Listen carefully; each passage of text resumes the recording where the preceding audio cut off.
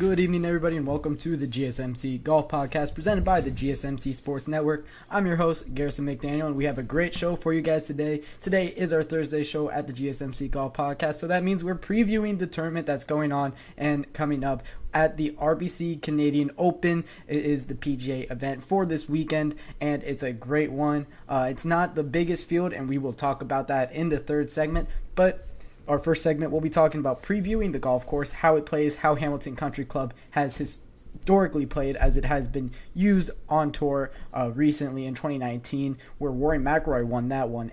In our second segment, we'll be talking about Thursday's leaderboard.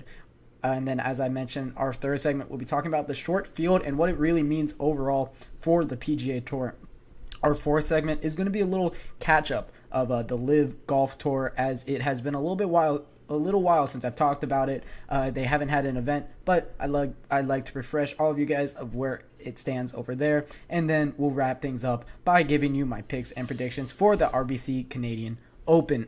Before we get into all of that, though, guys, as I always mention, if you want to help support the GSMC Sports Network in any possible way, use the tips and donations link at gsmcpodcast.net. You can put your questions in the little box there, and then it'll put it up to the top of the list, show it over the top of the screen, and I'll be able to answer anything that you might ask me. But without further ado, we're going to get right into our first segment, talking about the Hamilton Country Club and how it plays. The Hamilton Country Club, the last time we saw it was in 2019.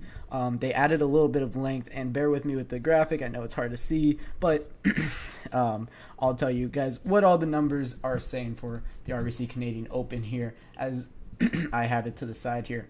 We have pretty difficult holes here all throughout the course, but it is going to play a little bit easier than we've seen in recent memory, as they do add a little bit of length, but that makes it a little bit easier for these guys who are always going to be able to reach the green in two no matter what. So we have a traditional course. It's a par 70, though. It's a short par 70. Plays about 7,000 yards. And there is many drivable par 4s that these guys are going to love at this course here. The first hole is a dogleg left, 399 par 4. It plays about a 413, so it plays about 130 above average. That's the number you see on the screen right there. It's the sixth hardest hole. Today we saw one eagle on it, so it plays a little bit easier. With one eagle, 17 birdies, 102 pars, and 33 bogeys in the field today. I bet that statistic gets a little bit easier tomorrow, even as the course gets firmer and people start being able to read the greens a little bit better. We saw a few missed putts today that accounted for a lot of higher scoring than you kind of would assume. But guys played very well today. We'll talk about the leaderboard, as I mentioned in the second segment. The second hole is just a straightaway par 4 here. It plays 456. It plays about a tenth of a stroke above average today.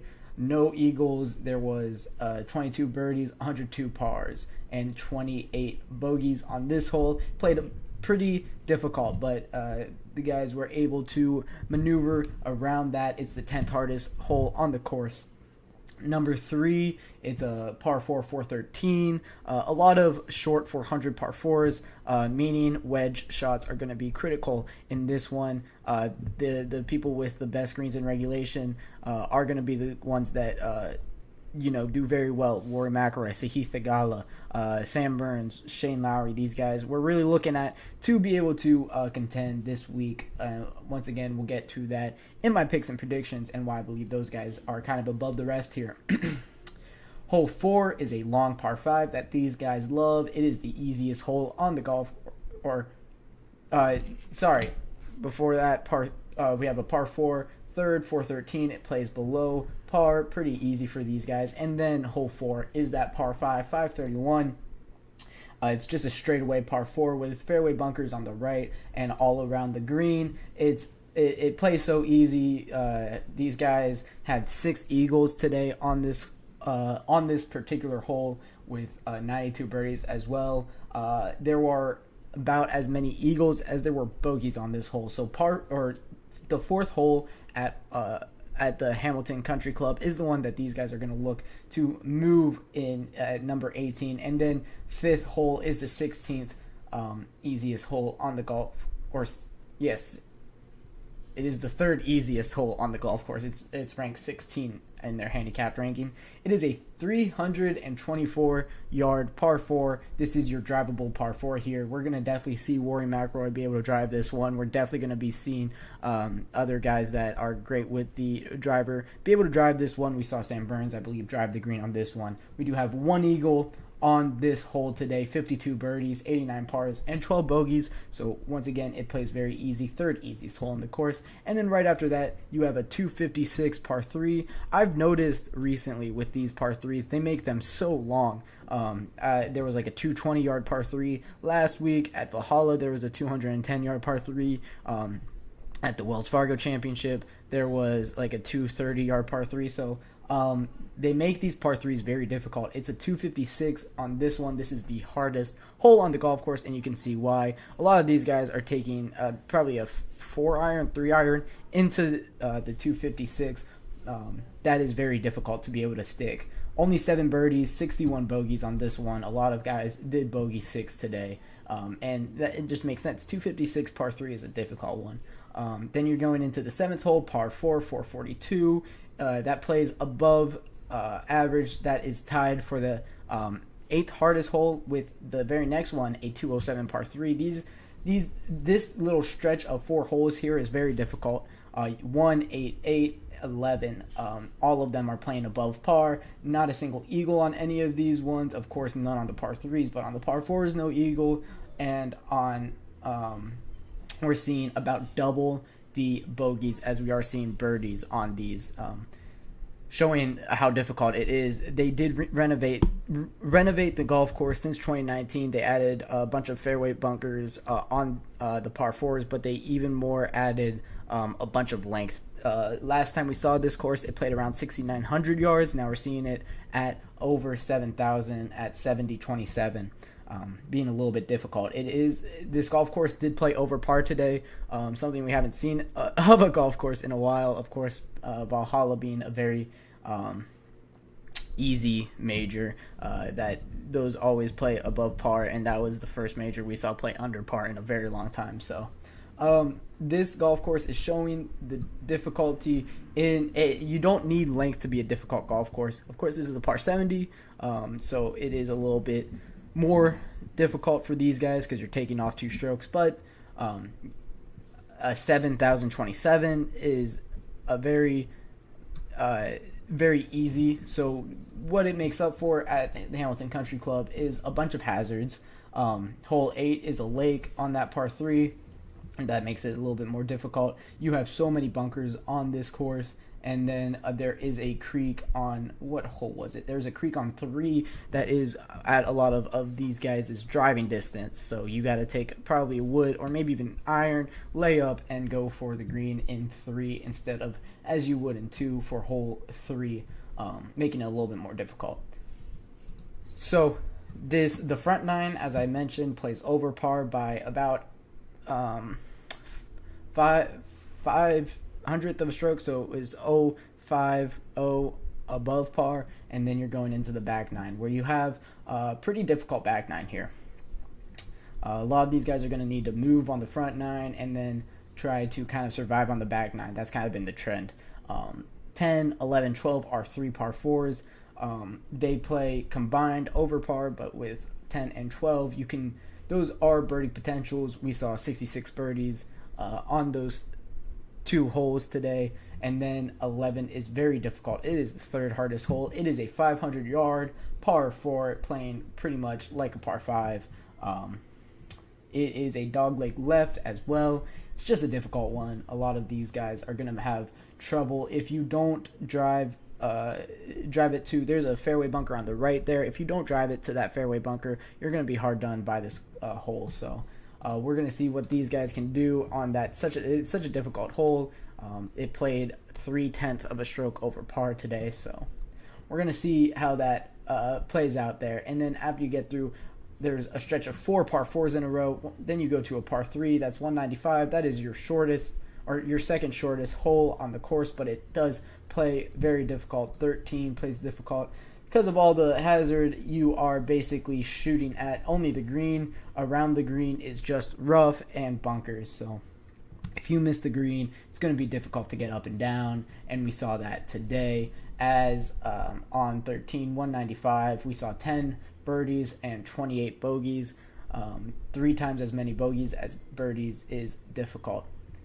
Then you're going into 14, 15, both playing over par as well. 14 is the second hardest hole on the golf course, playing about 4/10 of a stroke over par, and then 15, 16, 17, and 18 will wrap you up with a pretty difficult stretch as well, besides 17, which is the second easiest hole on the course. So this course, although not long, you do have a few difficult holes. Of course, the 474-yard par 4 that it is playing 4/10 of the stroke is probably your hardest, and the entire back nine, you're about a full stroke above par on the back nine. So we're going to see how these guys are able to maneuver throughout the Hamilton Golf and Country Club. It's going to be such a great event.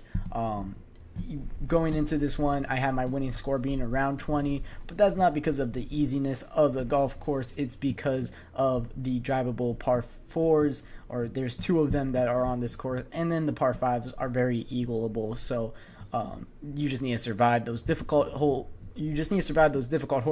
And a lot of people did. We're going to be talking about that in our second segment. So that'll wrap it up for our first segment, talking about Hamilton Golf Club, or Hamilton Country Club. And then when I come back, we'll be talking about the Thursday's leaderboard and how it's shaped up.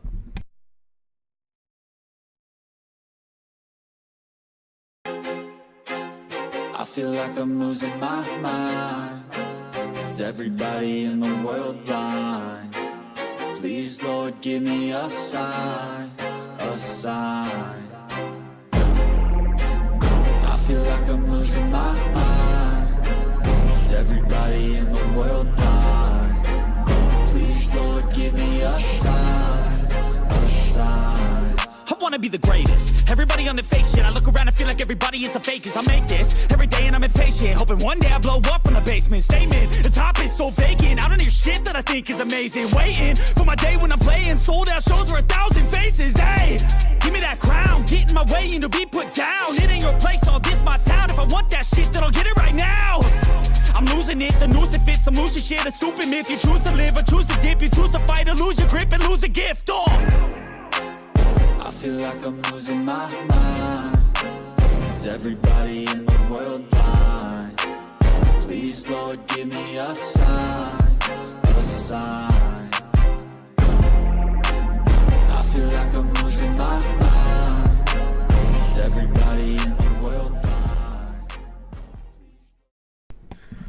Welcome back to the GSMC Golf Podcast, presented by the GSMC Sports Network. I'm your host, Garrison McDaniel. We're getting right into our second segment, Thursday's leaderboard and how it shaped up. But before we get into that, I would love to remind you guys that if you want to help support the show in any way, maybe you have a question or a comment for me to read out loud live on air, go ahead and use the tips and donations link at gsmcpodcast.net. That is the easiest way for me to be able to read out your questions and comments live on air. But as I say that, we're going to get right into our second segment of the night, talking about Thursday's leaderboard, how it shaped up.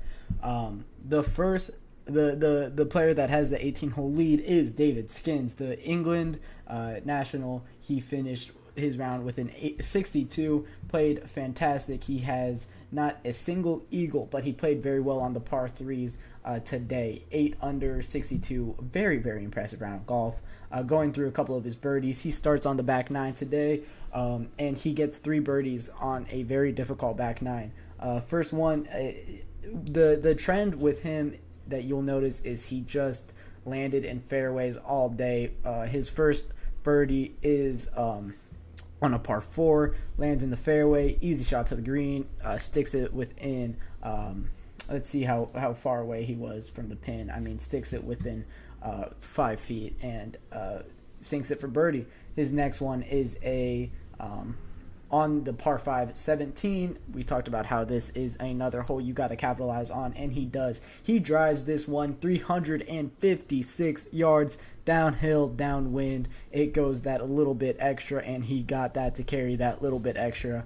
356 yards is so impressive from David Skins, and he does birdie 17. He gets on the green basically in 2, gets a chip up and down for 4, and then par 4 18. That is tied for the third hardest hole on the golf course. He is able to birdie as well, capitalizing on difficult holes. And then he springs on the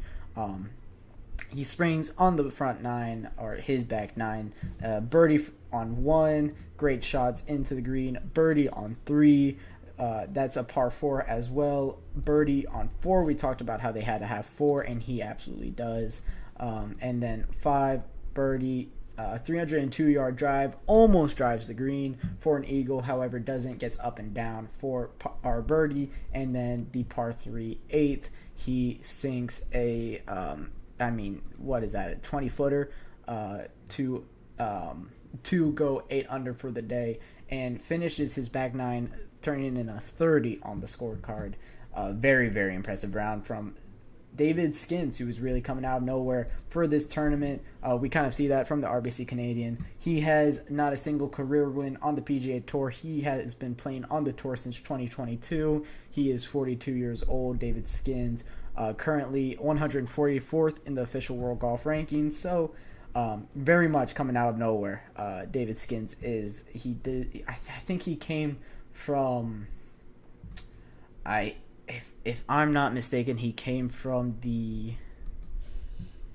British Tour, the British Tour, if I'm not mistaken, but I could be wrong there. David Skins is your 18 hole leader at the RBC Canadian Open. And then a little bit down, I'm not going to go through the scorecard for every one of these guys, but you have 2 tied, Sean O'Hare, Sam Burns tied for second. Sam Burns played fantastic. Of course, the 5-time winner on the tour. He has 4 top 10s this year alone. Hasn't been able to win any, but has been amazing this year. The LSU graduate has played some very, very good golf this year in 2021 and 2022. That was when he really burst onto the scene, winning a few tournaments in Texas, and then he just has been playing very good golf this entire season. He has really been remarkable putting, 51st on the tour in putting, but that is well above average. Approaching the green, he's been pretty good. Off the tee, he's been about 40. So Sam Burns, this is coming for him, and he finally is able to break through. Gets a 7 under, 63, and now he can definitely take this one. Sam Burns is plus 400 to win now. So we'll see how that one shapes up for Sam Burns, who is 38th in the FedEx Cup. Getting in the top 5 of this tournament will put him around 20th of the FedEx Cup, so safely in that Tour Championship that you get from the top 30. That's definitely what he will be playing for. Bobby McIntyre is 4th. The Scottish national played very well on the back 9. 4 birdies on the back 9. A bogey-free card for him is very impressive. 6 under. Robert McIntyre, Ryan Palmer goes 5 under. He is your solo 5th. And then we have the field basically behind from 4 under to 2 under. You have about 29 guys, including 4 Canadians that are in this mix. The most notable name in this mix, of course, being Rory McIlroy, the only player in the official World Golf Ranking top 10 to be playing this event. We will be talking about that in the third segment, giving you guys my thoughts on that. But he is tied for 6th after 18 holes. Projected to still win this one. He's plus 280, still the favorite after a 66 opening round. Played very good golf today. Just plays a very safe. This is what I expect to see these scorecards looking like. Not all of them have shaped out this way, but Rory McIlroy's does. Very safe back 9, which was his front 9 today. He plays 10 through 18 first today. Just goes even, bogey-free pars the entire time. And then 4 birdies on the front 9, puts him at a 66 on the day. On the drivable par 4s, which was which one was the drivable par 4? Now I gotta take a look at it. I believe it was 12. No, it was. I forget which one was the drivable par 4. But he birdies it. Yes, there it is. It's number 5, the 324 par 4. I found it eventually. He gets very close to the green, gets it to the bunker on the green side, and then goes up and down for a birdie. Plays very well on that hole. That's the one I'm going to be looking for Rory McIlroy to really make a statement on. He loves drivable greens. He goes for it every time. This guy has one of the most electric drivers on the tour, probably the most electric driver on the tour. So when it comes down to Rory McIlroy and drivable par 4s, you're gonna bet he will be there. So gets a birdie on this one. I'd be shocked if he doesn't get at least an eagle, I'd be shocked if he doesn't get an eagle on that hole throughout the weekend. So he finishes tied for 6th.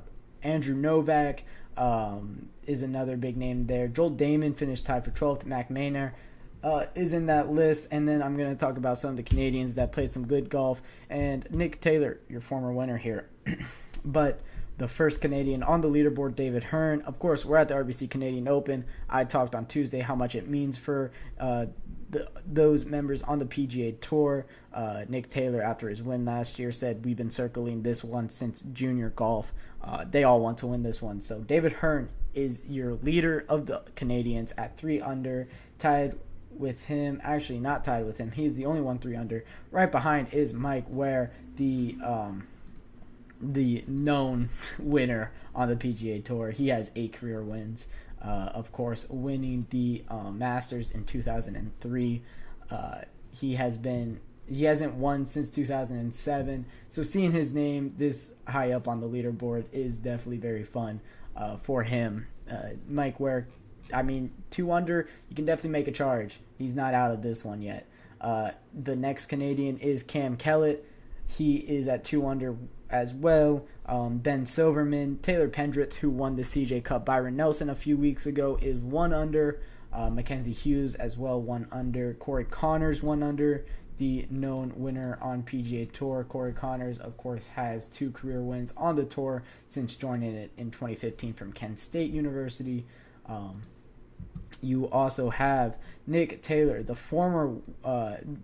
reigning champion, who did not have a great day, but last year he opened the tournament at 75, so he's definitely not out of it. He's shown that he can definitely come back, especially when it's talking about this tournament. He played fantastic on that Sunday, and I'd be shocked to see him not repeat that, really. Nick Taylor, 2 over, 72. So how this leaderboard shaped out is basically you have the guys that are well and above the lead here. You have David Skin, Sean O'Hare, Sam Burns, Bobby McIntyre. Those guys 8 through 6 under, and then the rest of the pack kind of behind. Ryan Palmer, the solo 5 under guy, he shot a 65 on his opening round. And then beyond that, you have the field basically with Rory McIlroy at the top of. Rory McIlroy definitely still the favorite here. We're going to be talking about him in the 5th segment, how well he can play on any given day, and he is just consistently extremely good. At these easier golf courses, we talked about how there are a lot of long holes, and those favor him as well. It is, Rory McIlroy's specialties, the driver, and the fairway woods. So he feels very comfortable on this course. This is a course that he won on in 2019. So we will see how that shapes up for him. But with that being said, that'll wrap it up for talking about Thursday's leaderboard. I'm excited to see what the next 3 days hold for these golfers. When I come back, I'm going to talk about the short field at the RBC Canadian Open, as it feels like it's been a while since we've had kind of the big guns not at a non-major. I'm excited for next week, and that's what we'll be talking about when I come back from my second break. Looking for your daily fix of sports talk without having to pay for it? GSMC Sports Network is available on YouTube. Just search GSMC Sports Network. Get your fix of daily sports talk shows on YouTube, absolutely free. NFL, college football, NBA, MLB, MMA, UFC, fantasy football, and so much more. GSMC Sports Network has shows running all day long, with new sports shows starting every 2 hours. Just like on your favorite cable sports channel, except GSMC Sports Network is absolutely free. Just search GSMC Sports Network on YouTube to catch one of your new favorite shows, like the GSMC College Football Podcast, Chip Shot Football Podcast, Hoops and Heels Women's Sports Podcast, GSMC Basketball Podcast, and so many more. Check it out for yourself. GSMC Sports Network, now available on YouTube absolutely free. Search GSMC Sports Network on YouTube right now.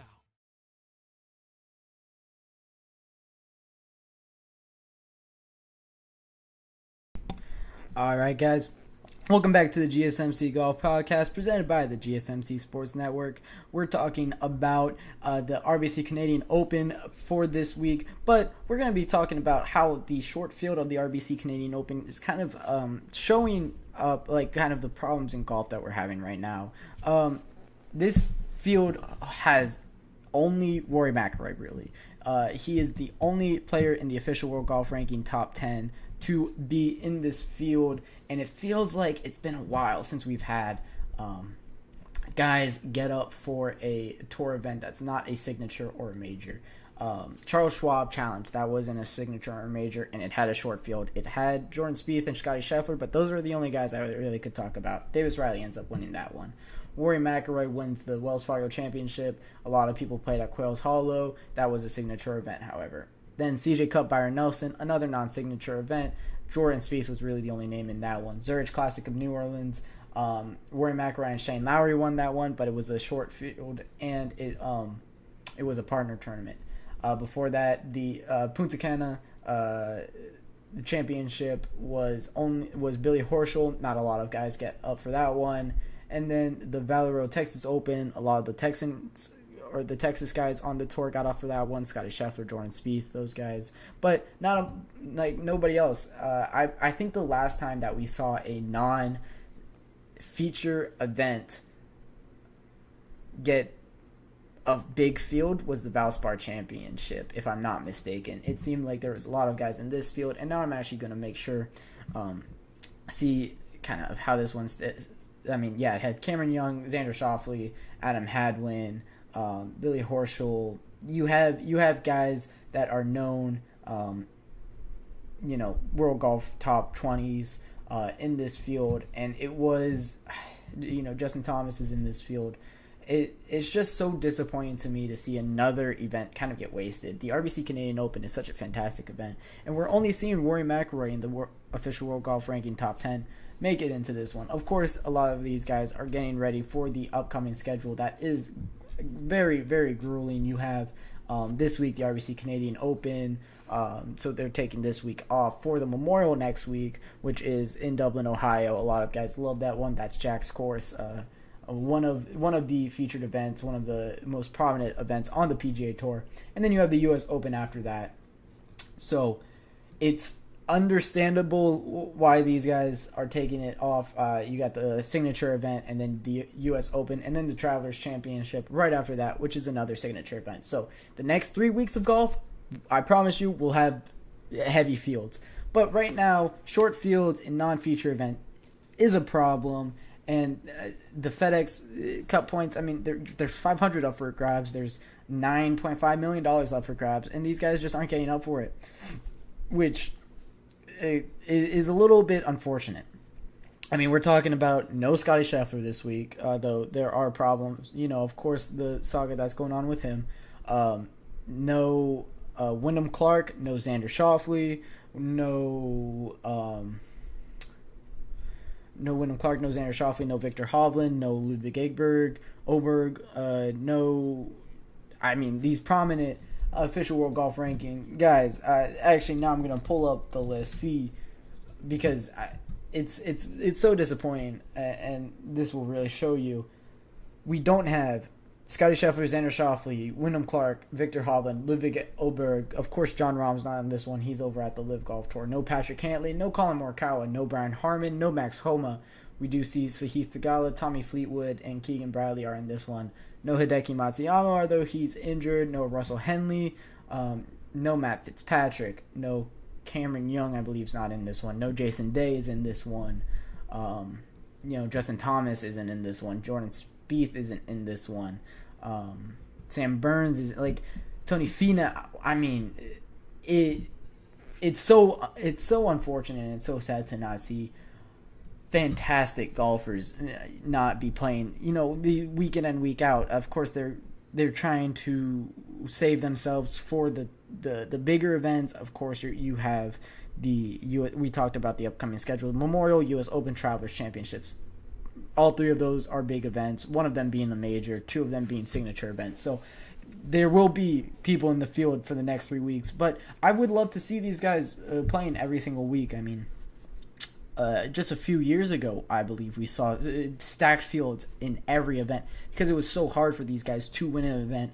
They were trying to win at any one that they could. The CJ Cup, Byron Nelson was having full fields. I mean, you had the Wells Fargo Championship had full fields.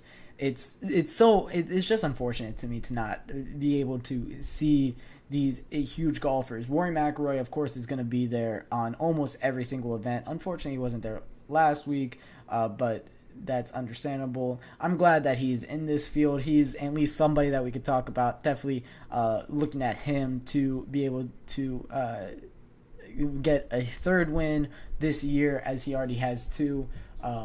But right now, I mean, the guys leading the way in the bet lines, you have Rory McIlroy, Sam Burns, who is 7 under. That's why he's up there. Tommy Fleetwood, who is, I believe, 3 under.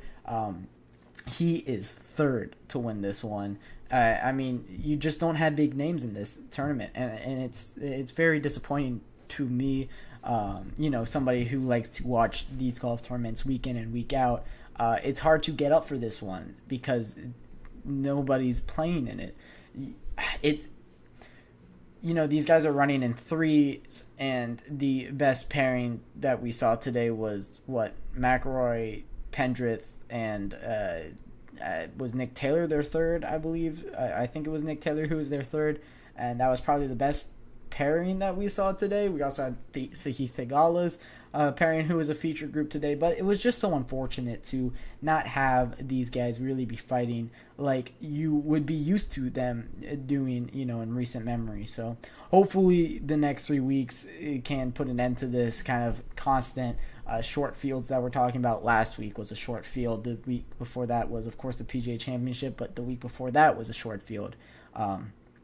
And I believe the Wells Fargo Championship didn't have that big of a field, although it's a signature event. So disappointing. Of course, we do want to see the best players in golf play week in and week out. This is another. We could bring up the merger in so many different aspects, but I think this is a good place to do it as well. Talking about how imagine we add Bryson DeChambeau to this field, and I know he has the mixed reviews. A lot of people have different feelings on Bryson DeChambeau. However, you can't lie. That guy sells tickets, and he definitely is somebody you want to see play golf on a week in and week out basis. So imagine you add him to the field and Dustin Johnson, and just those two really, and that's leaving out. You don't have John Rahm, you don't have Phil Mickelson who could be in this field. You don't have a bunch of these live golfers that we love to watch every week. Cam Smith, Brooks Koepka could have been in this field. Tyrell Hatton. It's unfortunate that we're not seeing these big fields, and the merger would help us with, add 5 more guys to this field, and it's even that much more exciting. And then it makes your signature events even more entertaining as well. Imagine the Memorial next weekend when you have the full field of everybody, and then you're adding the major field too. I would love to see that. However, it just seems like every day we're going further and further away from that talk. So maybe one day soon, hopefully one day soon. We talk about it so much about golf recently, but I think it's worth talking about because you have so much riding on it, really, in my opinion. So that'll wrap it up for talking about the short field. It's a little bit of a bummer one, but you got to have the talk.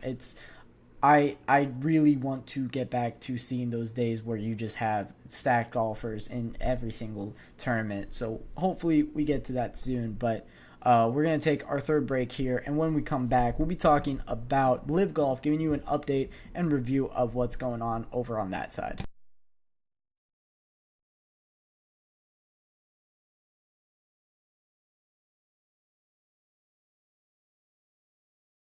For the best and latest podcasts available anywhere, go to the podcast app on your cell phone and type in GSMC to access free content-rich podcasts on health and wellness, book reviews, sports, entertainment, relationships, social media, movies, technology, finance, and even weird news. Subscribe and download the GSMC Podcast Network's family of shows, available everywhere podcasts are found.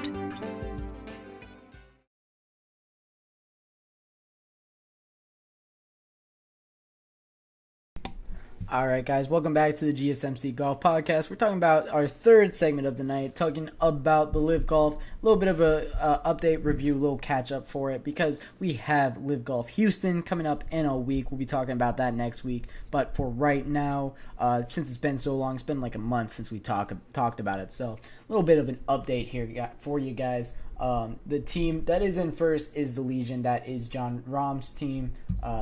Sorry, that's only in Mayakoba. When it comes to the entire leaderboard on the season, I don't think it will give me the entire leaderboard for the season, but the teams that have been up towards the top for most of this year, it's been the Legion. That's John Rahm's team. He's the captain of that one. It's been Smash. That's Brooks Koepka's team. He's been the captain of that one. Ripper, who won Singapore. That's Cameron Smith's team. They also have Mark Leishman, who has been playing some very good golf. Crushers, of course, DeChambeau's team, he's the captain of, has also been in the mix. So a lot of these guys. Singapore, it was Ripper. Adelaide, it was Ripper. Miami, it was Legion. Hong Kong, it was Crushers. Jeddah, it was Crushers. Las Vegas was Smash, and Mayakoba was Legion. So out of the 6 tournaments that they've played so far, 7 tournaments they've played so far, we've had 3 repeat winners, and it's been those 4 teams that I talked about who have been winning a lot here. Of course, Mickelson's team hasn't been doing too hot. They are down in like 11th or 12th for the overall standings for the year. And then when we're talking about individual players, Mayakoba, it was Joaquin Niemann who won that one. John Rahm played very well. Dustin Johnson came in 5th with Brooks Koepka, both of them tied for 5th. Las Vegas, it was Dustin Johnson, Taylor Gooch, Peter Ullman also did very good for Las Vegas. Jeddah, it was Joaquin Niemann who won that one. Luis Oosthuizen and Carl Schwartzel helped the Stingers get to the top 3 on the leaderboard with their 2nd and 3rd performance there. Hong Kong, it was Abraham Answer, Cameron Smith, and Paul Casey were the ones high up on the leaderboard. Joaquin Niemann came in 4th. He's had a really, really good year, coming in 4th, 1st, a little bit down the leaderboard in Las Vegas, but 1st in Mayakoba, so 2 firsts so far. And then we're talking Sergio Garcia, Matthew Wolff, Dean Burmeister, 1 in Miami. Adelaide, it was Brendan Steele, Luis Oosthuizen, and Charles Schwartzel again combining. John Rahm played very good in Adelaide. And then in Singapore, the most recent tournament, it was Brooks Koepka winning that one solo. Cameron Smith and Mark Leishman came in 2nd and 3rd, a little bit down the board. Joaquin Niemann in 7th. He's had, once again, a fantastic season. So that is who has been playing the best golf from a tournament-by-tournament standpoint. From the overall statistics, the person with the best accuracy has been Abraham Answer. Luis Oosthuizen has come in 2nd there with 67% of fairways hit for Abraham, and Luis has been 65%. Birdies total has been John Rahm. He's averaging about 5 per round. He's been pretty impressive in his events that he's shown up on the Live Golf Tour. However, when he goes to the PGA Tour on the major courses, it hasn't translated. He's been pretty disappointing. Joaquin Niemann has averaged about 5 birdies. He's 2nd, and then Sergio Munoz has come in 3rd with 4.86. Eagles, of course, it's who else but Bryson DeChambeau leads the field in Eagles hit with 7. Scrambling percentage, par or better on scrambles. It's Luis Oosthuizen, who has played very well around the greens with 73% of scrambles 90 par betters on those.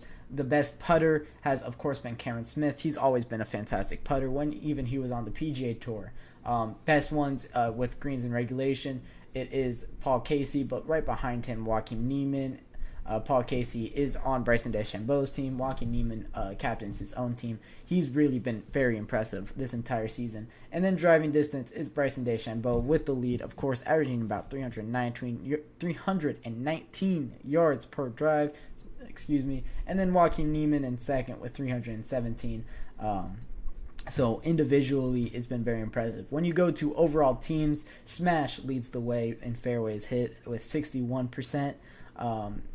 That is Brooks Koepka's team. Crusher's second, Bryson DeChambeau's team with 59.08. And then Fireball in third at about 59. Only one less fairways hit than Crusher's has. Crusher's really leads the way in a lot of these categories. Eagles, scrambling, and greens and regulation. They lead in all three of those categories. Range Goats is 308.5 in driving distance. Their entire team is doing pretty good. Ripper leads the way in putting average. That's Cameron Smith's team. That makes sense. Scrambling, it's been Crushers impressively. Bryson DeChambeau's, one of his weakest parts of his game is around the green, so seeing that for his team is very impressive, as he does, of course, contribute to those statistics. And then Torque leads the way in birdies. It's been fantastic to watch these teams go at it.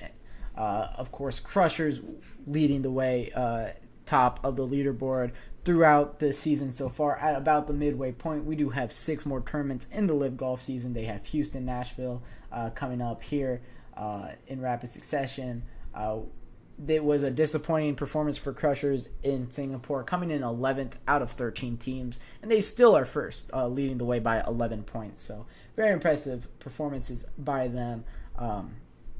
It's been Legion coming in second overall for the year. John Rahm's team, they're at 94 points for the year. Ripper, Cameron Smith's team, coming in third. They've really made a surge in the last few events, winning at Adelaide and winning at Singapore. Those are the last 2 events, so that's how they made their surge back to the top of this leaderboard. Now they're third. You have Torque in fourth, Stinger in fifth, Smash in sixth, Range Goats in 7th, Fireballs in 8th, Cleeks in 9th, 4 Aces in 10th. That is Dustin Johnson's team.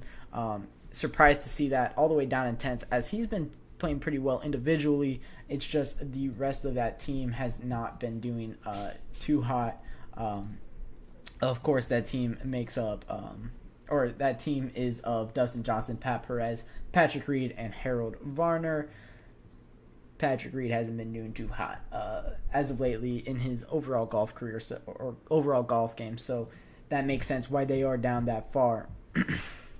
And then the players that really lead the way, as I mentioned, Joaquin Niemann, he's gone first individually in 2 different events.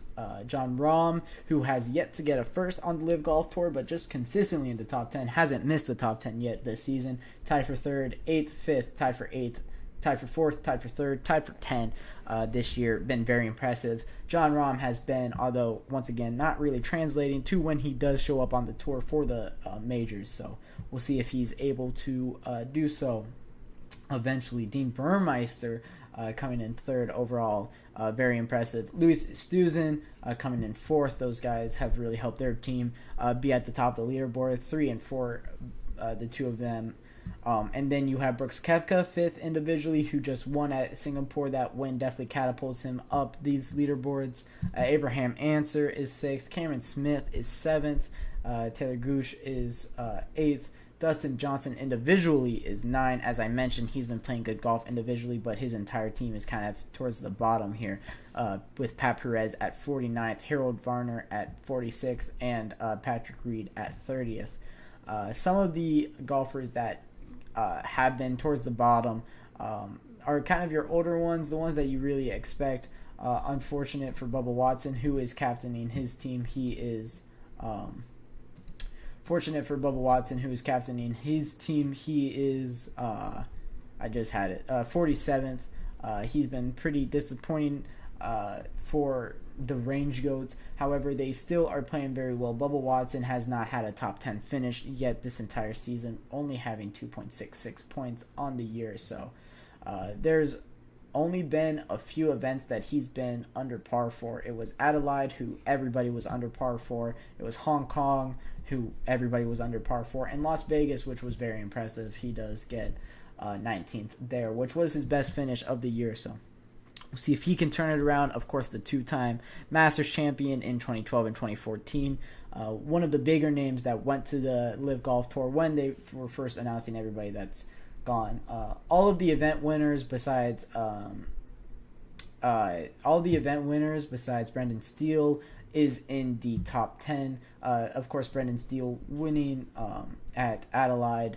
He is 16th right now in the official ranking. So Live Golf has been very fun to watch.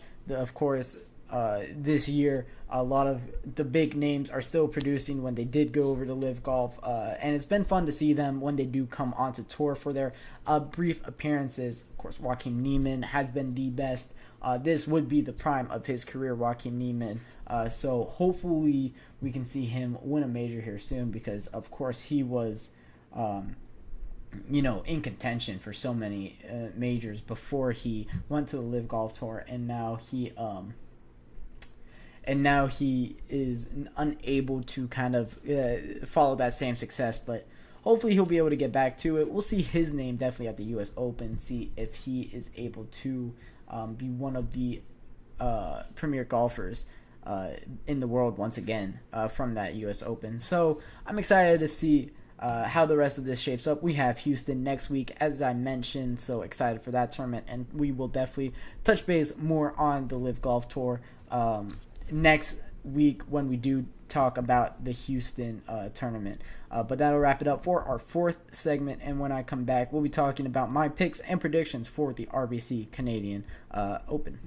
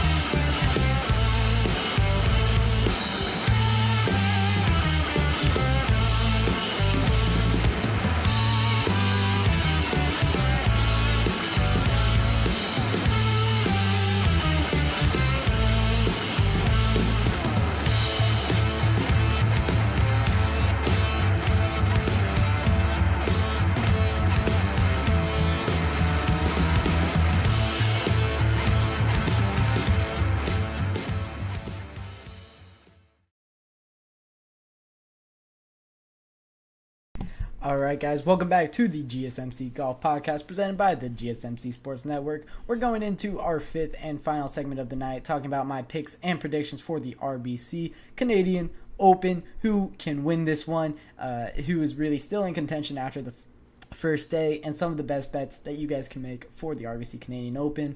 The first name I have to talk about is, of course, Sam Burns going up. He is the most tour known pro at the top of this kind of leaderboard, maybe Robert McIntyre. But I think Sam Burns has the best chance right now. Of course, 7 under through the first day, tied for second right now, right behind David Skins. I'm not going to be talking about David Skins because I haven't seen him do it in the past, so I don't have faith in the future. However, he definitely can win this one. Starting 62 is very, very impressive for David Skins, but where I would be putting my money is not on him. It would absolutely be being on Sam Burns right now. He is one of the best strokes gained just in total. He has such a complete game besides around the green, which a lot of easy shots onto the green, not a lot of dog legs here, a lot of straight shots means you're going to make greens more often than not on this course. About 70% is what we're expecting the greens in regulation to be. So Sam Burns can definitely capitalize on that, not being in bunkers and around the green. He's 131st around the green. However, approaching 59th, off the tee 40th, strokes gained total 38th, putting 51st. Everywhere else has been very good in his game, and if he could just get it to go for an entire tournament, I can definitely see him point out the win. So Sam Burns is definitely the one that I would be putting my money on to win right now. The second guy we have to talk about, and of course we have to talk about him, Rory McIlroy, the number 3 golfer in the world, right behind Xander Schauffele, who just won the PGA Championship, and Scotty Scheffler, who is going to be the world golf number 1 for a very long time. Rory McIlroy, number 3, off the tee, 3rd. Strokes gained total, 3rd. Putting been his weak spot, 65th. Approaching the green, 35th. Around the green, 73rd. What did I say about Sam Burns? We're not really looking at around the green right now for this tournament because the approach shots are a little bit easier than most. So you're going to make your greens and regulations a lot more. And Rory McIlroy definitely has the potential to drive a lot of these par 4s and get on the green in 2 on these par 5s. So Rory McIlroy definitely would be, and he is, of course, the odds-on favorite. Right now, after the first day on DraftKings Sportsbook, he's at plus 260. Sam Burns plus 360. Those are the 2 guys that I wrote down before the day even started. So Rory McIlroy and Sam Burns were my top 2, and they look like they definitely could be. Sam Burns, a top 5 minus 125, I think is a pretty good bet. I probably wouldn't put money on Rory McIlroy plus 260 right now. Instead, maybe Sam Burns plus 360, maybe a Robert McIntyre plus 1200, who is also playing very well. But going forward, Sahith Theegala is my next one. He had a very rough day today, plus 4, but Sahith Theegala has been playing very well. Official World Golf ranking number 12, FedEx Cup number 5th, and the FedEx Cup has had a very good year so far. And we saw last year Nick Taylor having an opening round 75 at the RBC Canadian Open, being able to recover from an opening round 75 and win the whole thing. So Sahith Theegala is not out of this one. The 26-year-old, very favorited on the tour, sponsored by RBC. So he definitely can win this one. A couple of bad holes on 14 and 15 makes this card look a lot worse than it actually was. But for him, he is, of course, not the best, but the 4th best putter in the world. Strokes gained total is number 5. Stroke gained off the tee, 23rd. Approaching the green, 24th. It's only about time that he gets his 2nd career win on tour, and he definitely can do it this weekend. Unfortunate that he is now 12 back of the lead. That is a long way to go, but you are not that far off, as he does have 3 more days to do it. So Sahith Theegala is my next guy. When you're looking at Sahith Theegala's odds, it's very far down here, which is why I might like this even a little bit more, maybe a top 10 for him, as he is right now plus 50,000 to win and plus 2,200 to be in the top 10. I don't think that's awful. He will definitely make the cut.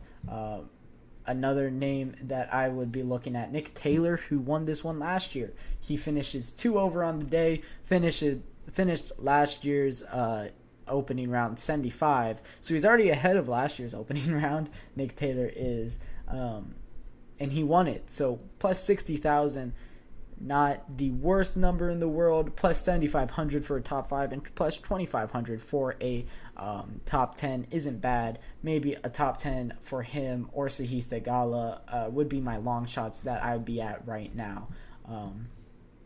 As Nick Taylor doesn't have the most impressive polygon on PGAtour.com, however, he is 53rd in strokes gained total, putting 30th, and approaching the green 52nd. His driver and his around the green play brings him down a lot in his overall statistics. However, once again, around the green doesn't really matter at Hamilton Country Club. Of course, it does matter, but in terms of other courses, around the green play isn't the most important.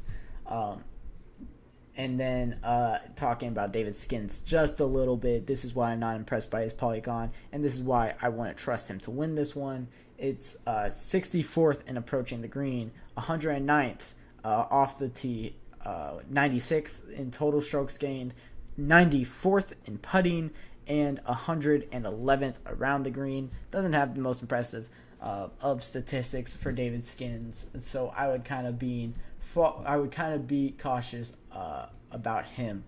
Sean O'Hare is the third guy kind of that separated themselves from the pack. He has 4 wins on tour. Of course, those all coming all coming a decade ago. In 2011 was his last win at the RBC Canadian Open. He also won at the Quail Hollow Championship, so he does have a lot of good course wins on his in his career. But the 41-year-old not impressing, or he does impress me, but not gonna be the guy I put my money on to win this one this week. Maybe a Robert McIntyre at 6 under is another good name. The thing that's hard about this RBC Canadian Open is there's no big names in the field really besides Rory McIlroy, so you got to talk about him. Of course, that's why the odds are shaped up the way they are. Winning the most recent tournament at Hamilton Country Club, and him being the only one in the official World Golf Ranking top 10 to be in this tournament really goes into that. But Robert McIntyre, 27-year-old, hasn't won on tour yet. Definitely could break through with this one.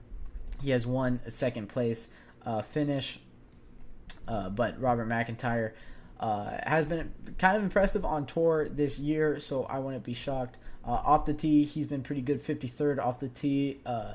His other statistics don't really back that up. 77th in strokes gained total. He does play under par in strokes gained total, so Robert McIntyre definitely can win this one, but there is a reason that Rory McIlroy is the overwhelming favorite, and it's because he is by far and away the best golfer in this field by a long shot.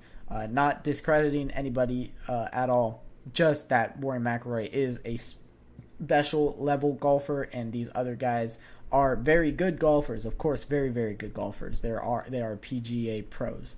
But when you're talking about Rory McIlroy, he is just a step above all these guys. So that is my picks and predictions. I would say avoid the plus 260 for a winner. I don't love it, especially because he's 4 strokes back. But minus 175 to be top 10 or top 5 isn't bad. Sam Burns also has pretty good lines, and then Sahith Theegala and Nick Taylor a little bit more down the board. Their scorecards from today might scare you, but you gotta do long shots in fields like this because you never know. Especially since those two are definitely proven pros. Of course, Nick Taylor not winning on the same course last year, but winning this event last year does factor into this a little bit more. And you might want to just put your money on a Canadian because this is the RBC Canadian Open, and a lot of these guys do get up a lot more for this tournament than others. Avoid Mike Ware. That would be my other. And he won the Masters in 2003. That was 21 years ago. So that would be my other little tidbit here. But that will actually wrap it up for our GSMC Golf Podcast on this Thursday. If you guys would like to join me, tomorrow is my GSMC Hockey Podcast, where we'll be talking about the Rangers and Panthers game that is currently ongoing. But that will wrap it up for my GSMC Golf Podcast today, presented by the GSMC Sports Network. Your guys' support means a lot to us, so please remember to subscribe to the show, leave a positive review. It really does make a difference. We also invite you to follow us on Facebook, Twitter, TikTok, and Instagram for more content and updates. Thank you all once again, and have a wonderful day.